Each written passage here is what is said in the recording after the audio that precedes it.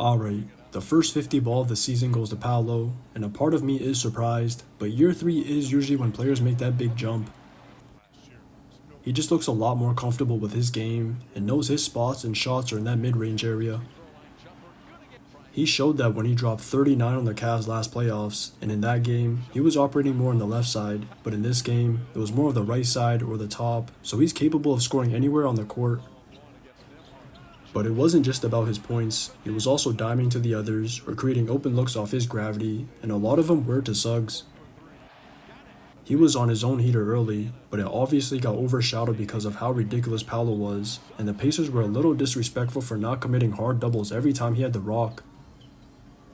The shows felt half-assed, and I can't believe it took him dropping 37 in the first half before they decided to play real defense in the third. That just started stagnating the Magic's offense, and all those late clock situations just turned into a layup line on the other end for him to finally run it back. But when the Magic tried to match that physicality to stop all the drives, they just got hit with constant whistles, and I can't remember the last time I saw 14 free throws in a 4-minute stretch. The whistles have been very quick all around the league to start the season, so that must be a conscious effort from the refs, but at least the Magic got the benefit of it in the fourth to compensate, and that's what ended up winning them the game in the last 2 minutes.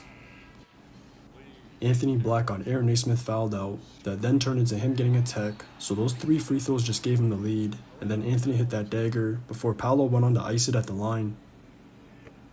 He was even more fortunate they got those whistles, because he could not make shit, and if it weren't for that final take, he probably wouldn't have gotten his 50 piece. But sometimes it's not about how he gets it, it's as long as he gets it, and that even applied for the Nugs, because at this point for him, a win's a win. At least they got more production from the others in this one, but that second unit was just as atrocious, and once again, it still required Jokic to drop his second straight 40 ball. That should never be the case against the Raps, but they kept letting him get to his left shoulder for his patented hook, so the Nugs were smart to keep feeding him in the post or whenever he got mismatches, and a good amount of those were coming off that two-man game. Despite Maul struggling throughout, it was at least creating advantages for Jokic to eat, and it was what ended up saving him down the wire.